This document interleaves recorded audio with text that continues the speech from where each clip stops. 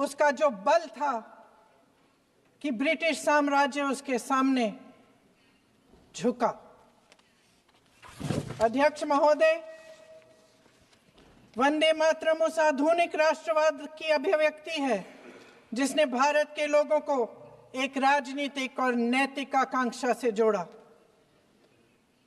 जिसने भारत के लोगों को एक साझा नियति के उत्तराधिकारी, एक साझा भविष्य के निर्माता के रूप में देखा। लेकिन आज की ये बहस मुझे कुछ अजीब सी लग रही है। जैसे मैंने कहा, ये गीत देश की आत्मा का हिस्सा बन चुका है। 150 सालों से देशवासियों के दिलों में ये गीत बस चुका है। 75 सालों से हमारा देश आजाद है, तो फिर आज इस बहस की क्या आवश्यकता है?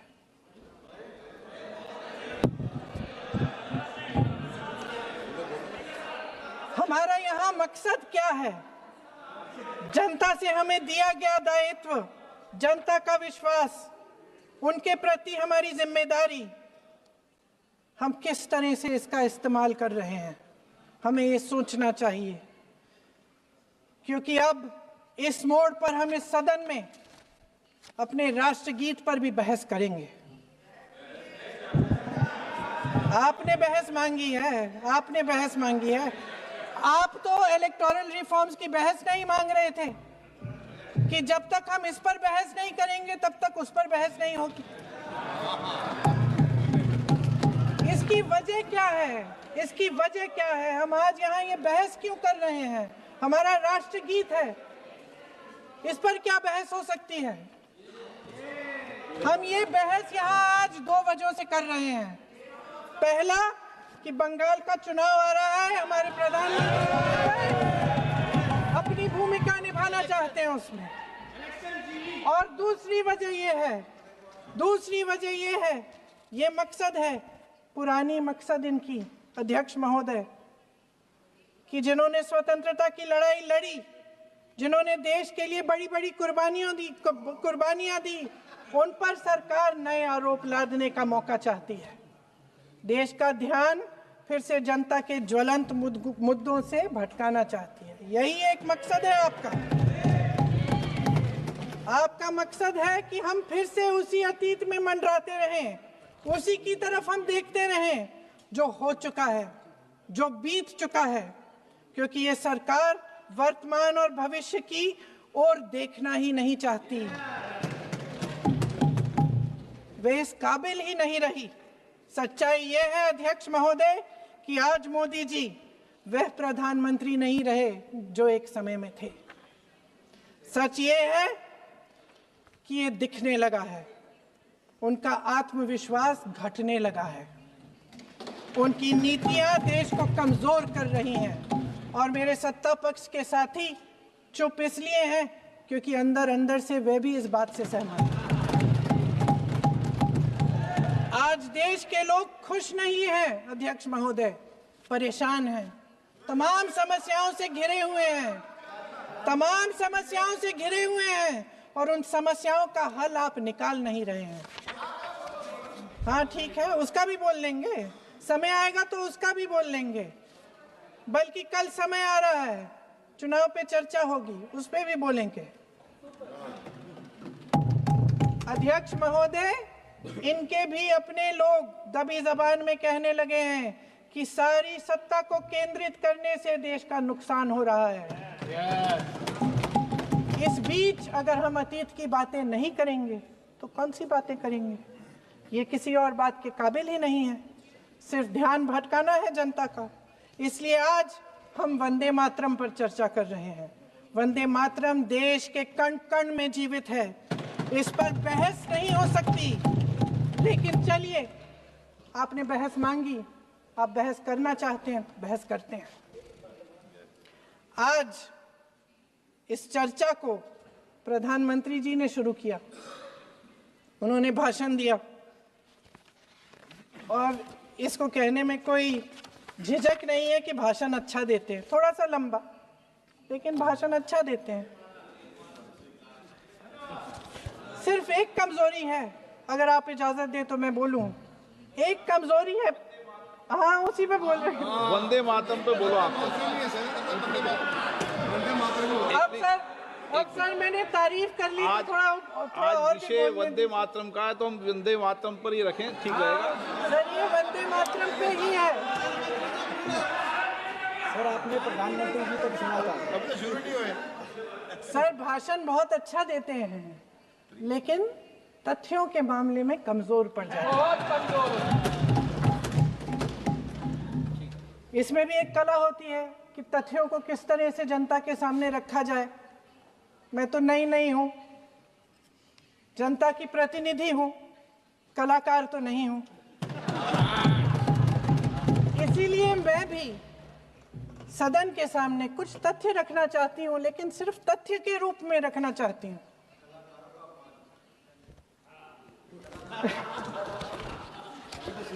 मैं उदाहरण दूं, उदाहरण दे देती हूँ। सर मांग रहे हैं सर वंदे मातरम के बारे में, वंदे मातरम की जो सालगिरह पे आपने एक बड़ा कार्यक्रम आयोजित किया था, उसमें प्रधानमंत्री जी ने भाषण दिया। उसमें उन्होंने कहा कि 1896 में पहली बार गुरुदेव रविंद्रनाथ टैगोर ने ये गीत एक अधिवेशन में गाया। उन्होंने ये नहीं बताया कि कौन सा अधिवेशन था। महासभा, हिंदू महासभा का अधिवेशन था, आरएसएस का अधिवेशन था। किस बात से कतरा रहे थे कि ये कांग्रेस का अधिवेशन था। और उदाहरण दूं कि मैं अपना भाषण जारी रखूं। दे रही हूं। जो वंदे मातरम की जो क्रोनोलॉजी है वो भी आप समझिए, जो असली क्रोनोलॉजी है।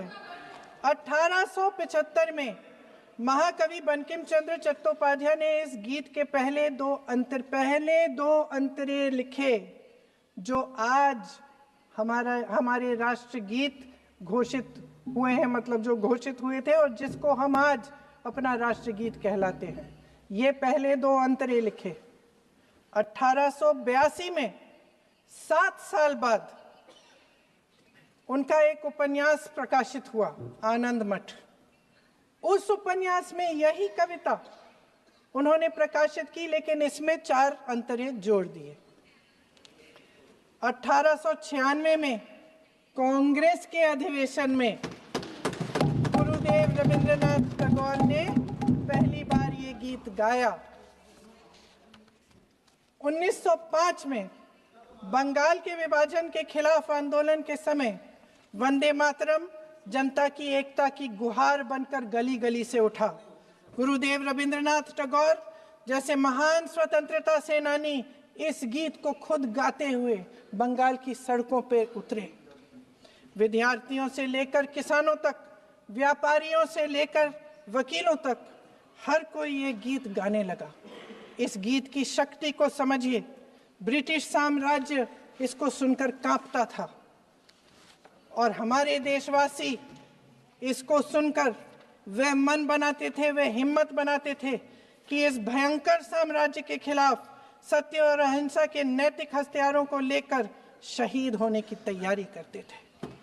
ये गीत मातृभूमि के लिए मर मिटने की भावना को जगाता है। इस गीत की शक्ति ये है, इस गीत का हमारे देश से जुड़ाव ये है। लेकिन 1930 के दशक में हमारे देश में जब सांप्रदायिक राजनीति उभरी, तब ये गीत विवादित होने लगा। 1937 में, अब ये मैं दूसरा उदाहरण देने वाली हूँ, क्योंकि प्रधानमंत्री जी ने अपने भाषण में इसका उल्लेख किया और गलत किया, इसीलिए मैं इसके जो सच्चे जो तथ्य हैं वो आपके सामने रख रही हूँ। 1937 में नेताजी सुभाष चंद्र बोस कांग्रेस का अधिवेशन कलकत्ता में होने जा रहा था, उसका आयोजन कर रहे थे। तो जो मोदी जी ने पत्र सुनाया सदन में 20 अक्टूबर का, और कहा कि जवाहरलाल नेहरू जी ने नेताजी को ये चिट्ठी लिखी और ये कहा कि इस पर चर्चा होनी चाहिए, उससे पहले 3 दिन पहले नेताजी सुभाष चंद्र बोस ने पंडित जवाहरलाल नेहरू को एक चिट्ठी लिखी थी, जिसका जिक्र आपके प्रधानमंत्री ने नहीं किया। और इस चिट्ठी में सुन लीजिएगा,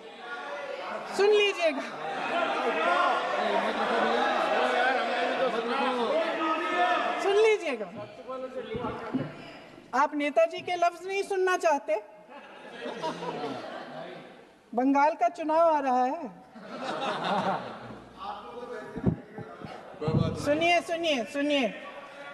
सुनिए। हाँ, कोई बात नहीं, हम तो देश के लिए हैं।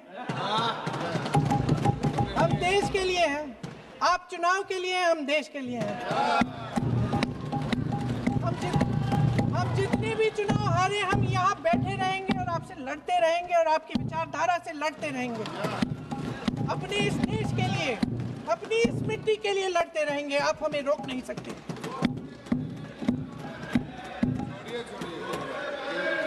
सुन लीजिए सुभाष चंद्र बोस जी ने क्या कहा, सुन लीजिए। My dear Jawahar, reference Vande Mataram. We shall have a talk in Calcutta and also discuss the question in the working committee if you bring it up there. I have written to Dr. Tagore to discuss this matter with you when you visit Santi Niketan. Please do not forget to have a talk with him when you visit Santi Niketan. ये 17 अक्टूबर को लिखी जाती है। 10 अक्टूबर को नेहरू जी इसका जवाब देते हैं और आपके और 20 अक्टूबर को, हाँ ठीक है, 20 अक्टूबर को नेहरू जी इसका जवाब देते हैं। इस जवाब की एक पंक्ति प्रधानमंत्री जी ने सुनाई, बाकी पंक्तियां क्यों नहीं सुनाई? क्योंकि उनमें नेहरू जी क्या कह रहे हैं? There is no doubt that the present outcry against Vande Mataram is to a large extent a manufactured one by the communalists. Whatever we do, we cannot pander to communalists' feelings, but to meet real grievances where they exist. I have decided now to reach Calcutta on the 25th morning. This will give me time to see Dr. Tagore as well as other friends. समझ रहे हैं आप? प्रधान चुप है तो समझ ही गए होंगे। फिर क्या होता है? फिर नेहरू जी कलकत्ता जाते हैं और गुरुदेव जी से मिलते हैं और उसके अगले दिन गुरुदेव जी एक चिट्ठी लिखते हैं जिसमें वो लिखते हैं, अंग्रेजी में चिट्ठी है, उसका एक अंश मैं आपको हिंदी में बता देती हूँ, जिसमें गुरुदेव जी कहते हैं कि जो 2 अंतरे हमेशा गाए जाते थे उनका महत्व इतना गहरा था कि उस हिस्से को कविता के शेष हिस्से तथा पुस्तक के उन अंशों से अलग करने में उन्हें कोई कठिनाई नहीं थी। उन्होंने ये कहा कि स्वतंत्रता संग्राम में हमेशा से वही 2 अंतरे ही गाए जाते थे और उनको गाते हुए कुर्बानी देने वाले सैकड़ों शहीदों के सम्मान के लिए उन्हें ऐसे ही गाना उचित रहेगा। उन्होंने यह भी कहा कि बाद में जोड़े गए अंतरों का सांप्रदायिक मायना निकाला जा सकता है और उस समय के माहौल में उनका इस्तेमाल अनुचित होगा। इसके बाद 28 अक्टूबर 1937 में कांग्रेस की कार्य समिति ने अपने प्रस्ताव में वंदे मातरम को राष्ट्रगीत घोषित किया। उन्हीं दो अंतरों को कार्य समिति की बैठक में महात्मा गांधी जी, नेताजी सुभाष चंद्र बोस, पंडित नेहरू, आचार्य नरेंद्र देव जी, सरदार पटेल जी, गुरुदेव रविंद्रनाथ टैगोर जी सब मौजूद थे। इस प्रस्ताव के ये सभी महापुरुष इस प्रस्ताव से सहमत थे। आगे क्या होता है ये भी सुना लूं।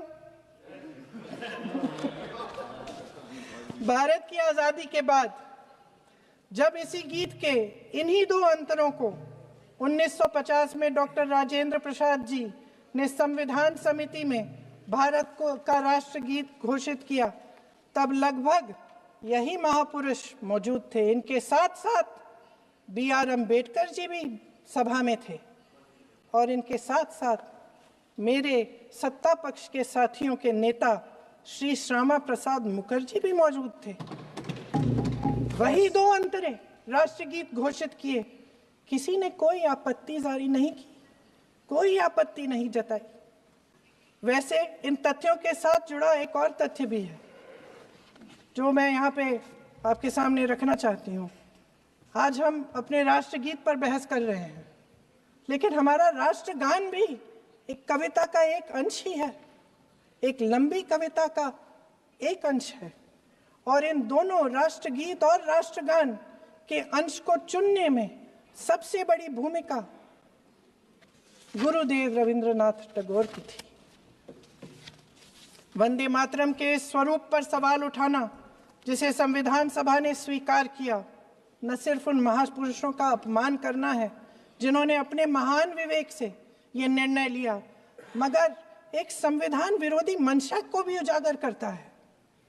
क्या सत्ता पक्ष के हमारे साथी इतने अहंकारी हो गए हैं कि अपने आप को महात्मा गांधी जी से, रविंद्रनाथ टैगोर जी से, राजेंद्र प्रसाद जी से, बाबा साहब अम्बेडकर जी से, मौलाना आजाद जी से, सरदार पटेल जी से, सुभाष चंद्र बोस जी से बड़ा समझने लग गए हैं? मोदी जी का अपने भाषण में ये कहना कि राष्ट्रगीत को एक विभाजनकारी सोच द्वारा काटा गया, उन सब महापुरुषों का अपमान है जिन्होंने अपना पूरा जीवन इस देश की आजादी की लड़ाई में झोंक दिया। वंदे मातरम को विभाजित करने का आरोप लगाकर आप पूरी संविधान सभा पर आरोप लगा रहे हैं, उसके हर एक नेता को दोषी ठहरा रहे हैं।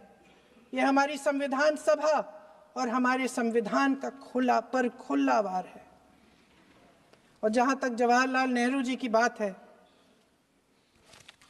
जितनी देर हमारे प्रधानमंत्री देश के प्रधानमंत्री रहे हैं, 12 साल हो गए हैं, लगभग उतने ही सालों के लिए जवाहरलाल नेहरू जी जेल में रहे।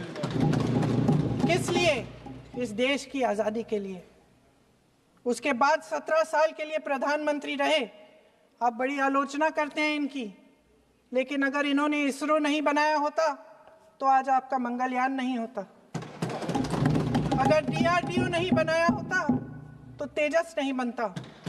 अगर IIT और IIM नहीं बनाए होते तो हम आज IT में आगे नहीं होते। अगर एम्स नहीं बनाया होता तो हम कोरोना की जब बड़ी चुनौती का सामना कैसे करते? हाँ, वही बना कुछ भी। इसका मतलब है इस मुद्दे का जवाब नहीं है आपके पास है? अगर इन्होंने BHEL, गेल, सेल, भाखड़ा नंगल ये सब नहीं बनाया होता जो आप सब बेच रहे हैं, तो ये विकसित भारत कैसे बनता? और मत कहिए बाकी। पंडित जवाहरलाल नेहरू इस देश के लिए जिए। सुन लीजिए, बेच लो यार, और बाकी भी बेच देंगे। पंडित जवाहरलाल नेहरू इस देश के लिए जिए और देश की सेवा करते करते उन्होंने दम तोड़ा। फिर भी सुन लीजिए, मेरी एक सलाह ले लीजिए। सर, मैं आपके माध्यम से सलाह दे रहे हैं। हम छोड़ना नहीं। सर, मैं आपके माध्यम से एक सलाह दे देती हूँ। हमारे प्रधानमंत्री महोदय 12 सालों से इस सदन में हैं, मैं मात्र 12 महीनों से हूँ। फिर भी छोटी सी सलाह है। उन्होंने अभी हाल ही में चुनाव था, कुछ महीनों पहले उन्होंने एक सूची निकाली थी कि विपक्षी दलों ने और विपक्ष के नेताओं ने कितने अपमान किए हैं इनके, और उसमें शायद 90-99 ऐसे उन्होंने अपमानों की सूची बनाई थी। तो मैं उनको एक छोटी सलाह देना चाहती हूँ कि नेहरू जी से जितनी भी शिकायतें हैं, जितनी भी गलतियाँ उन्होंने की आपके जहन में, जितनी भी गालियां देनी है, जितना भी अपमान करना है, उसकी भी एक सूची बना दीजिए। नहीं, बात खत्म नहीं है। 999 अपमान, 9,999 अपमान, सूची बना दीजिए और फिर हम एक समय निर्धारित करते हैं। जैसे हमने 10 घंटे आज वंदे मातरम पर हमने बहस किया है ना, उस तरह से हम अध्यक्ष महोदय जी से पूछेंगे, एक समय निर्धारित करेंगे, 10 घंटे, 20 घंटे, 40 घंटे, जितने घंटों में आपकी ये शिकायत पूरी हो जाए, माननीय सदस्य आप तो आप शांत हो जाएं और हम बहस कर लेंगे। लेकिन इस सदन का कीमती समय, जिसके लिए हमें यहाँ पे जनता ने भेजा है, जैसे हमें जनता की समस्याओं को हल करने के लिए चर्चा करनी चाहिए, इस्तेमाल करना चाहिए, उसको एसी के लिए इस्तेमाल करिए। उसके बाद जैसे अंग्रेजी में कहते हैं ना, जैसे अंग्रेजी में कहते हैं कि once and for all let's close the chapter, close कर लीजिए। देश सुन लेगा क्या क्या शिकायतें हैं, किसने क्या किया, इंदिरा जी ने क्या किया, राजीव जी ने क्या किया, परिवारवाद क्या होता है, नेहरू जी ने कौन सी गलतियां की, सुना लीजिए, फिर खत्म। उसके बाद बेरोजगारी, महंगाई, महिलाओं की समस्याएं, जो पीएमओ में हो रहा है उसकी बातें, उसकी चर्चा, जो बैटिंग ऐप के बारे में हो रहा है पीएमओ के अंदर, आप माननीय सदस्य प्लीज, जो एफस्टीन फाइलों में बोले, आपके मंत्री महोदय के नाम निकल आए हैं, माननीय उसकी चर्चा प्लीज, करेंगे। आप वंदे मातरम में बोले, आप इधर उधर डाइवर्ट मत हो।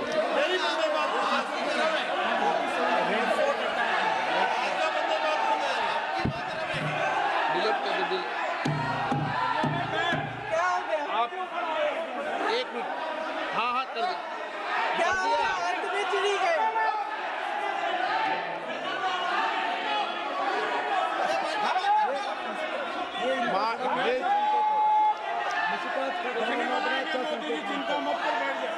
बहुत बढ़िया। माननीय आगे सदस्य, बढ़ो। 1 मिनट, माननीय सदस्य, आगे बढ़ो महोदय, आप आगे वंदे बढ़ो। मातरम पर सार्थक चर्चा करें। ठीक सर, इधर उधर सर, बात डाइवर्ट मत यही हो। थी सर, संक्षिप्त में बात यही थी कोई डाइवर्ट नहीं कि होना हम चाहिए अतीत अपन में को। बातें करते रहते हैं। माननीय सदस्य नहीं, आप बिना तथ्यों के कोई बात नहीं करें। आप वंदे मातरम में बोले उचित रहेगा।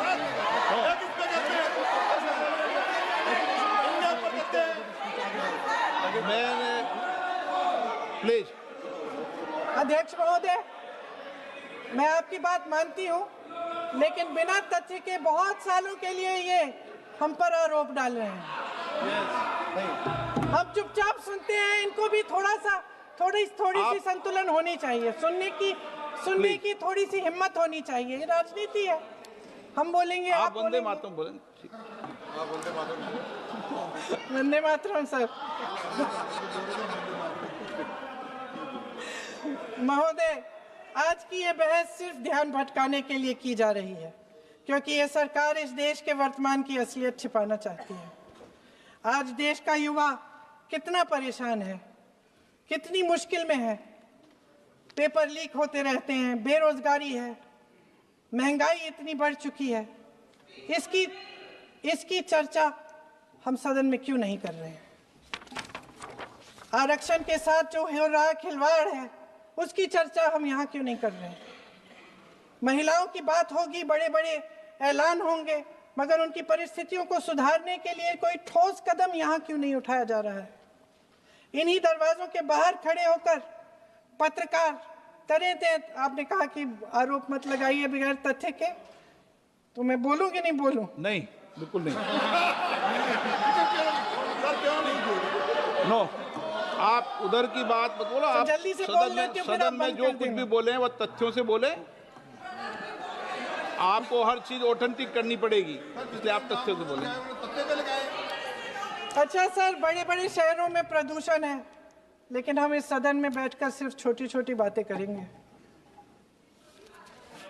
जी, जो अतीत की बातें हैं ना, जो बार बार आप चाहते हैं कि हम पीछे देखें, लेकिन हम आगे भविष्य की बात, वर्तमान की बात, जो असली समस्याएं हैं उनकी बात न करें, ये छोटी बात होती है। आप में हिम्मत है तो भविष्य की बात करिए, हिम्मत है तो आप- बात करिए कि आप- बेरोजगारी क्यों है, कि पेपर लीक क्यों होते हैं। हाँ बना के आए हो। आप चेयर को एड्रेस करें, आपको अच्छा, खत्म कर लेती हूँ, चेयर खत्म के कर एड्रेस लेती करो हूँ। आप। अध्यक्ष महोदय जी, सच्चाई ये है कि इनका शासन दमन का शासन है। इनकी राजनीति दिखावे की राजनीति है, इवेंट मैनेजमेंट की राजनीति है, चुनाव से चुनाव तक राजनीति है, तरह तरह के ध्यान भटकाने वाले मुद्दों की राजनीति है। वंदे मातरम इस देश की उन्हीं उम्मीदों की गुहार है जिन्हें आपका शासन हर रोज ठुकरा रहा है।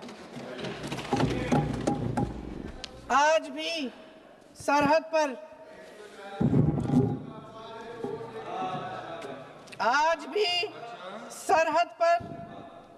सरहद पर जवान जब दुश्मन का सामना करता है तो उसकी छाती में वंदे मातरम गूंजता है।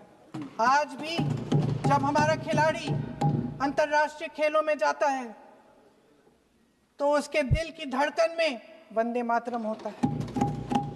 आज भी इस देश के करोड़ों देशवासी जब अपने राष्ट्र ध्वज को फहराते हुए देखते हैं तो उनकी जबान पर वंदे मातरम, वंदे मातरम, वंदे मातरम आता है। कांग्रेस के हर एक अधिवेशन में 1905 से लेकर आज तक सामूहिक तौर पर वंदे मातरम गाया जाता है। आपके अधिवेशनों में गाया जाता है कि नहीं, ये बताइए।